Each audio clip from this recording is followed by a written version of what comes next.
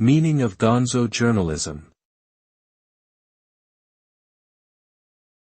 Gonzo journalism. Gonzo journalism.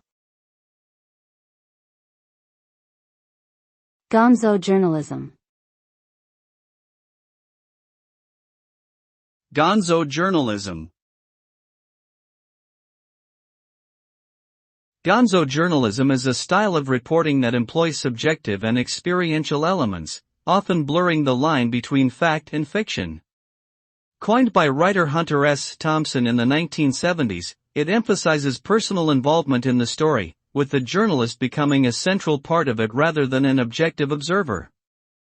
The resulting work can be highly unconventional and even outrageous, with a focus on challenging mainstream norms and questioning authority.